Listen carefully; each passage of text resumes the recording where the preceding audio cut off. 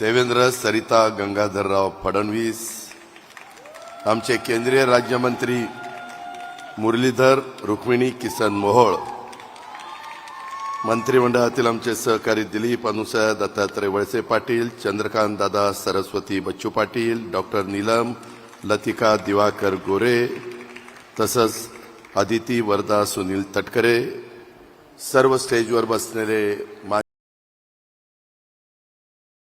सर्व सन्माननीय लोकप्रतिनिधी, आमच्या पुणे जिल्ह्याच्या कानाकोपऱ्यातून आलेले माझ्या माय माऊली, माझ्या भगिनी, आमच्या मुली, सर्व विशेषतः वेगवेगळ्या राजकीय पक्षाचे उपस्थित असणारे सन्माननीय पदाधिकारी, महायुतीचे सगळे माझे सहकारी, अधिकारी वर्ग, महाराष्ट्र शासनाचा, पत्रकार मित्र, बंधू भगिनींनो आणि माझ्या तरुण मित्रांनो, आजपर्यंत राजकीय जीवनामध्ये गेले 34 वर्ष काम करतोय. 34 वर्षाच्या राजकीय जीवनामध्ये खासदारकीपासून सुरुवात केली आणि आता उपमुख्यमंत्री पदापर्यंत अनेक पदं भूषवली. पण अनेक सरकारमध्ये काम केले, अनेक वेगवेगळे सरकारी कार्यक्रम देखील बघितले, जनतेच्या बद्दलचे कार्यक्रम बघितले. पण आज माझ्या महाराष्ट्राच्या कानाकोपऱ्यात आणि तुम्ही तर इथं बसलाय पुण्याच्या बालेवाडीमध्ये, आज आपल्या महाराष्ट्रातल्या सर्व जिल्ह्यात आम्ही इथं जे बोलतोय तिथं देखील कार्यक्रम त्या भागातले पालकमंत्री, त्या भागातले लोकप्रतिनिधी, त्या भागातल्या माय भगिनी सगळ्याजणी त्या ठिकाणी उपस्थित आहेत आणि ते सगळं इथं चाललेली भाषणं ऐकतात. मी त्यांना देखील मनापासून नमस्कार करतो. अख्खा महाराष्ट्र आज आमचा बहिणीमय झालाय, माझी बहिणीमय झालाय आणि अशा प्रकारचं चित्र पहिल्यांदाच महाराष्ट्रामध्ये घडत आहे. उद्याच्या 19 तारखेला रक्षाबंधन आहे. रक्षाबंधनाच्या निमित्तानं भाऊ बहीण हे एकत्र येत असतात. भावाला बहीण राखी बांधून त्या ठिकाणी ओवाळत असते. आम्ही तर गेले काही दिवस महाराष्ट्राच्या कानाकोपऱ्यामध्ये फिरतोय. इतक्या मायमाऊली अशा राखी बांधतात, खरोखरीच त्याचं मनापासून समाधान मिळतं. ज्या उद्देशाने महायुतीच्या सरकारने यावेळेसचा अर्थसंकल्प सादर करत असताना मी आपल्या मार्फत महाराष्ट्रातल्या सगळ्या माझ्या बंधू भगिनींना सांगतो की असा कुठलाही वेगळा काही आमच्या मनामध्ये भावना नव्हती. फक्त आपल्या शिवछत्रपतींच्या महाराष्ट्रामधली, शाहू फुले आंबेडकरांच्या महाराष्ट्रातली महिला ही अधिक सक्षम झाली पाहिजे, अधिक सबल झाली पाहिजे. इतके दिवस आपण पहिलं, दुसरं, तिसरं, चौथं 4 महिलांची धोरणं आणली. महिलांना मान, सन्मान, प्रतिष्ठा प्राप्त करून दिली. वेगवेगळ्या पदावर देखील त्यांना संधी दिली आणि त्या संधीचा उपयोग देखील त्यांनी अतिशय चांगल्या प्रकारे केला. परंतु हे सगळं करत असताना मगाशी तुम्ही जी छोटी फिल्म बघितली त्याच्यामध्ये कुठं महिला आपापसात चर्चा करत असताना संसाराला लागल्यानंतर त्यांचं पण काहीतरी स्वतःची अपेक्षा असते ना, तिची पण इच्छा असते. आमची खुरपणीला जाणारी महिला असेल, आमची कचरा गोळा करणारी महिला असेल, आमची त्या ठिकाणी कचरा गोळा करणारी, झाडू पोतना करणारी, धुणं भांडी करणारी, किती प्रकारची कामं आपल्या महिला त्या ठिकाणी करत असतात. परंतु ती कामं करत असताना स्वतः करता ती काही करत नाही. ती फक्त स्वतःच्या मुलाकरता, मुलीकरता, स्वतःच्या नवऱ्याकरता आणि सासरच्या मंडळीच्या करता करत असते. तिच्या मनात काही आलं तर ती म्हणते नको आपल्या मुलाबाळांना करू, नको आपल्या पतीला करू, नको आपल्या सासरच्या मंडळींना करू. आणि तिला काही घ्यायचं असेल तर ती मनामध्ये त्याला थांबवण्याचा प्रयत्न करते. आणि हेच कुठंतरी मुख्यमंत्र्यांनी, आम्ही दोन्ही उपमुख्यमंत्र्यांनी, मंत्रिमंडळातल्या सगळ्यांच्या लक्षात आलं होतं काय करता येईल, काय करता येईल. अनेक वर्ष अनेकांनी आम्ही कामं केलेली आहेत. देवेंद्रजी 5 वर्ष मुख्यमंत्री होते, एकनाथरावजी गेले 2-2.25 वर्ष मुख्यमंत्री आहेत. अनेक वर्ष सिनियर मंत्री म्हणून त्यांनी काम केलंय. मंत्रिमंडळामध्ये पण अनेक मान्यवर आहेत.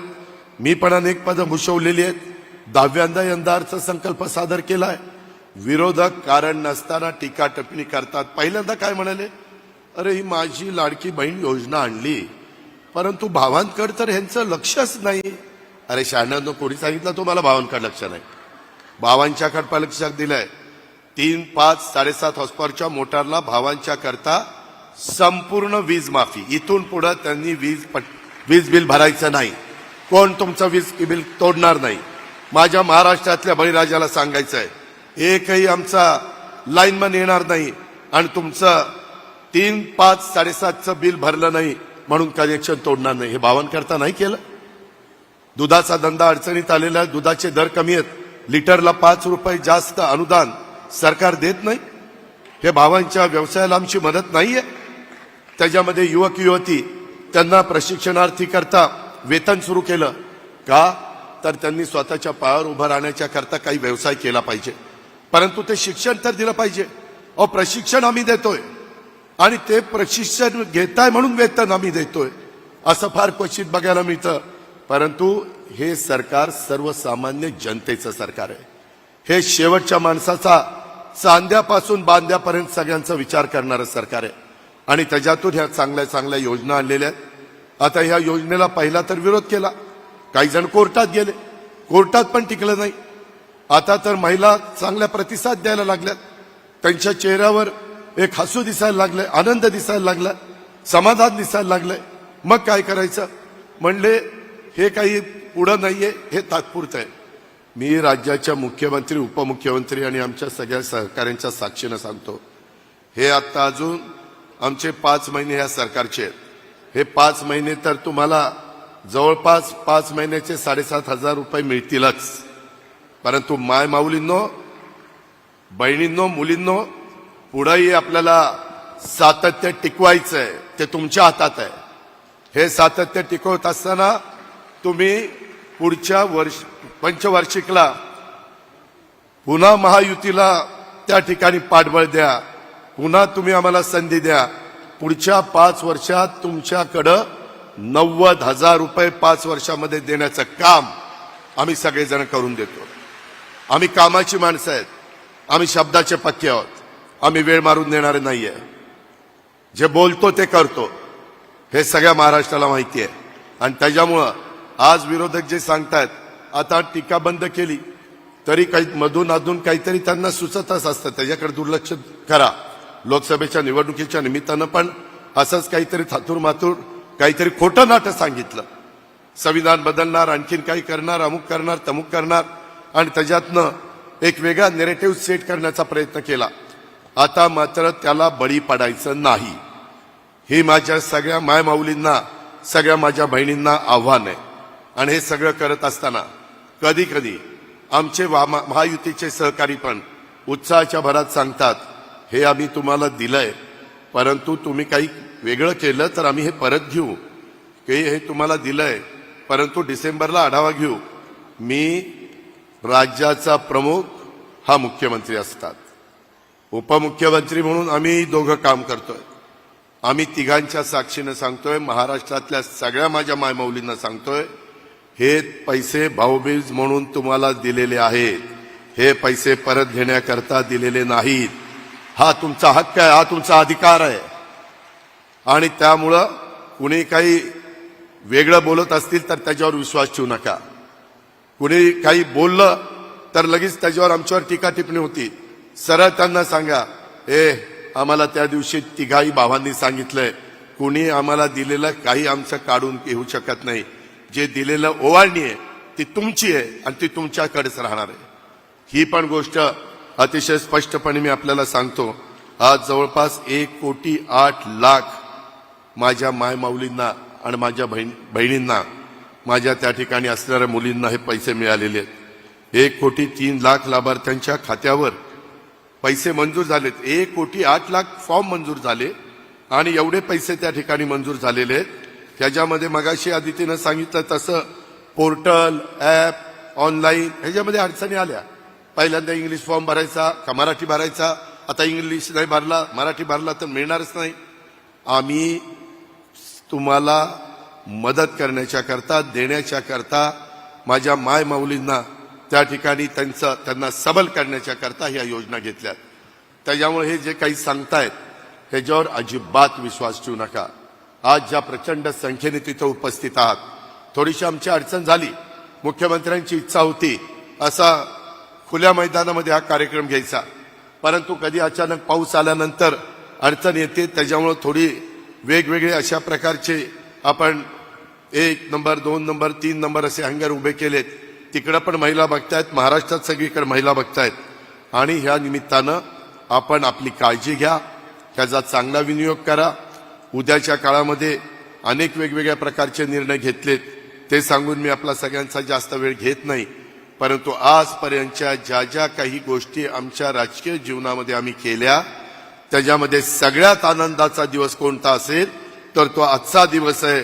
कारण आमच्या 1 कोटीच्या पेक्षा जास्त महिलांच्या अकाउंटला हे आमची ओवाळणी ही पोचलेली आहे.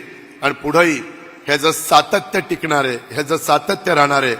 मी अर्थमंत्री म्हणून सांगतोय, मुख्यमंत्री आणि उपमुख्यमंत्र्यांच्या साक्षीनं सांगतोय. त्याच्यामुळं दुसरी कुठलीही भावना मनामध्ये आणू नका, ही मात्र तुम्हाला आग्रहाची, नम्रतेची, कळकळीची विनंती. परंतु तुम्हाला सगळ्यांनाच माहिती आहे की आपण नेहमी खरं बोलत असतो. त्याच्यामुळे जाता जाता एकच सांगतो की पुढं 5 वर्ष ह्या सगळ्या योजना, वीज माफीच्या, 3 गॅस सिलेंडरच्या, माझी लाडकी बहीण योजनेच्या, मुलींना मोफत शिक्षणाच्या, त्याच्यामध्ये असणाऱ्या प्रशिक्षणाला वेतन देण्याच्या, प्रशिक्षणाला, अशा अनेक योजना आहेत. या योजना पुढं चालू ठेवायचं का नाही हे तुमच्या हातात आहे. तुम्ही म्हणाल कसं, तर ते असं की पुढे ज्यावेळेस निवडणुका लागतील त्यावेळेस महायुती, त्याच्यामध्ये धनुष्यबाण, कमळ आणि घड्याळ, एवढं लक्षात ठेवा. पुढं कायम 5 वर्ष या योजना चालू राहतील.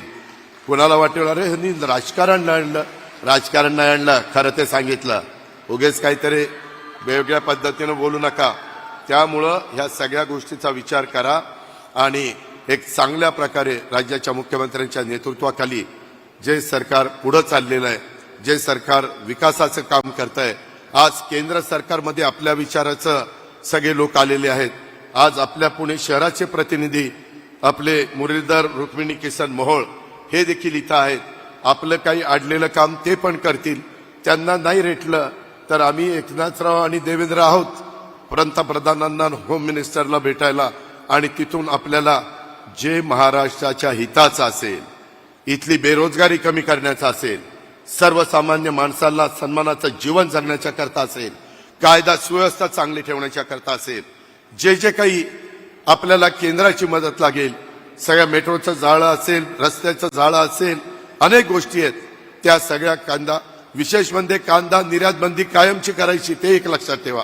त्याच्यामुळे ह्या सगळ्या योजना पुढे आपल्याला चालू ठेवायच्यात. त्याकरता केंद्राच्याच विचाराचं सरकार राज्यामध्ये आलं पाहिजे, म्हणजेच महायुतीचं आलं पाहिजे, असंच सांगतो. पुन्हा एकदा माझ्या माऊलींना लाख लाख धन्यवाद देतो. त्यांना मनापासून त्यांचे आभार मानतो आणि आपल्या सगळ्यांची रजा घेतो. जय हिंद, जय महाराष्ट्र, जय महायुती.